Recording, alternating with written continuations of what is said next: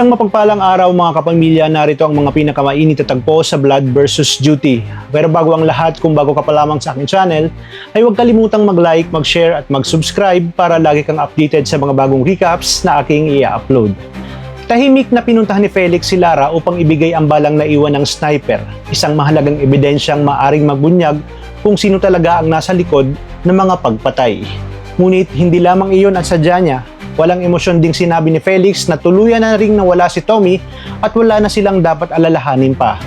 Sa halip na gumaan ang loob ni Lara, lalo lamang siyang nabalisa ng narinig. Malamig na sinabi ni Lara na hindi niya na kailangan malaman pa ang mga gitong bagay dahil sapat na ang bigat ng mga problema ang dinadala niya. Ito maintindihan ni Felix dahil noon lamang galit na galit si Lara mismo sa kanya. Hindi niya sinabi ang totoo tungkol sa pagpatay nila kay Oliver. Ngayon naman na inaamin niya na ang lahat ng kanyang kilos, saka naman ito umiiwas malaman ang katotohanan. Dahil dito uminit ang pagtatalo nilang dalawa. Galit na pinaalis ni Lara si Felix, ngunit bago tuluyang umalis, malamig siyang binalaan ito.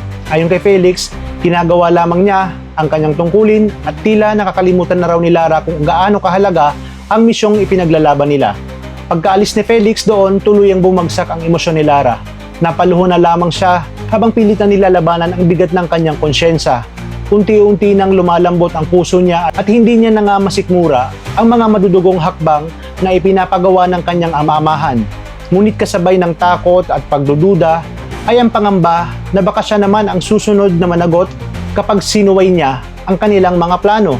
Samantalang nagtungo naman si Marcos kay Dato Raman upang muling kausapan ito tungkol sa magkapatid na Rosales. Determinado si Marcos na malaman kung saan nanggagaling ang mga high-powered firearms na ginagamit ng hostages sa insidente at kung may connection ba ito sa mga sindikato. Para kay Marcos, ito na ang pagkakataon upang mabigyan ng hustisya ang mga kababaryo niyang naging biktima ng madugong operasyon noon.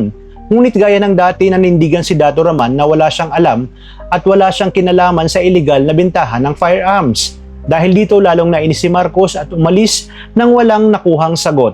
Ngunit hindi alam ni Marcos na nagsisinungaling lamang si Dato Raman. Tunayan, alam nito kung sino ang mga taong nagpapakalat ng armas sa bansa.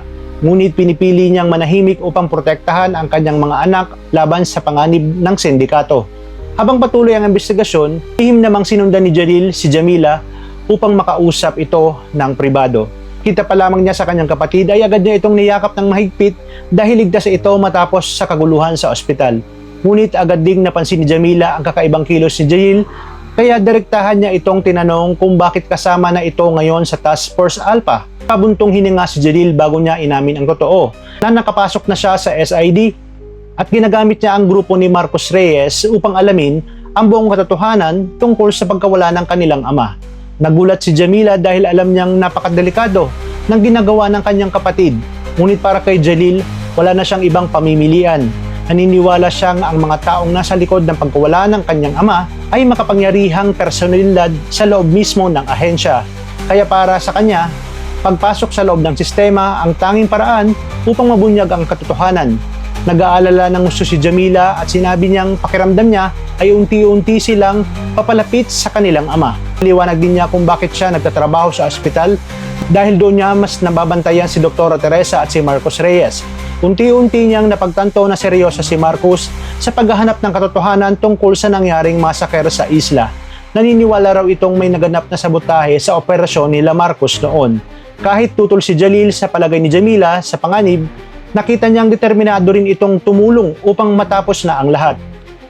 Pareho nilang nais maibalik ang tahimik nilang buhay at makabalik sa isla kasama ng kanilang ama. Habang lumalalim ang misteryo, unti-unti namang ipinakita ang madilim na nakaraan ni Felix.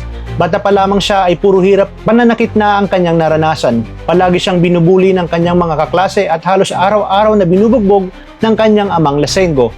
Dahil sa paulit-ulit na abuso, natuto siyang lumaban para mabuhay hanggang sa dumating ang araw, sa murang edad ay napatay niya mismo ang kanyang sariling ama. Pagkatapos noon ay namuhay siyang palaboy sa lansangan upang mabuhay, wala siyang inatubiling manakit at pumatay ng mga taong tumatangging tumulong sa kanya. Doon siya nakita ni General Carillo, isang batang puno ng galit ngunit may pambihirang tapang at survival instinct. Sa halip na ipakulong si Felix, kinukup siya ni General Carillo.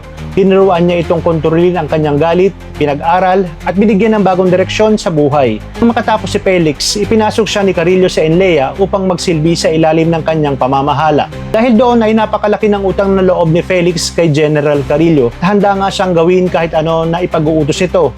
Ngunit habang dumarami ang namamatay at lumalalim ang sabwatan, isang tanong ang unti-unting bumabagabag sa lahat.